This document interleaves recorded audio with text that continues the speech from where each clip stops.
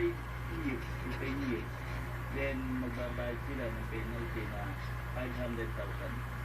Hindi lang pala kaso ng paglabag sa Food and Drug Act of 2009 ang maaaring kaharapin ng mga nahuling manininda sa Divisoria at Quiapo sa lungsod ng Manila, pati na ng mga tigalusot ng Caloocan. Definitely, we can fight non-solicitation because they're violating our provision of the Driving Custom of the Philippines, which is separate from the laws being enforced by the FDA. Ang malinis na kita hindi sa paraan mali at bawal na kukuha. At dahil walang katumbas sa halaga ang malinaw na mata, mahalagang ligtas gamitin ng publiko ang mga contact lens na binibili nila. Bebe, dito kayo mamangharap. Dito ka kayo mamangharap. Dito.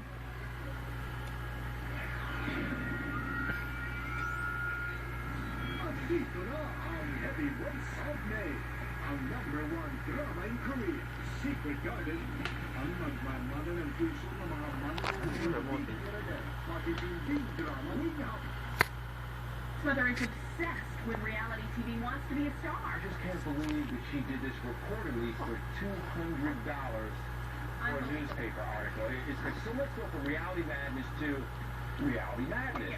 New GMA reporter Josh Elliott, former ESPN anchor, had this fantasy. He wanted to be on ABC's Wipeout. Josh, what are you thinking? I love that show too, but you really just have to sacrifice your body if you're going to do it. We've been there and we know the key to it is being able to handle the big balls. And I mean, that and every obstacle just ate Josh out. Can anybody handle that? No one can. No one.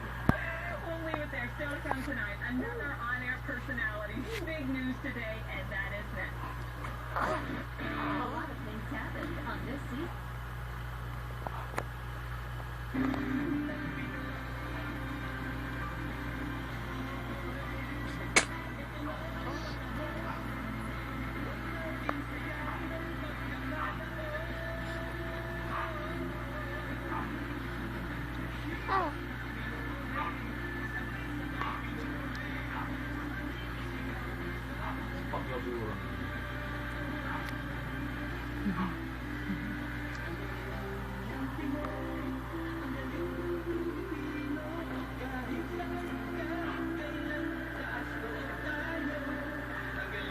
Tony Davis.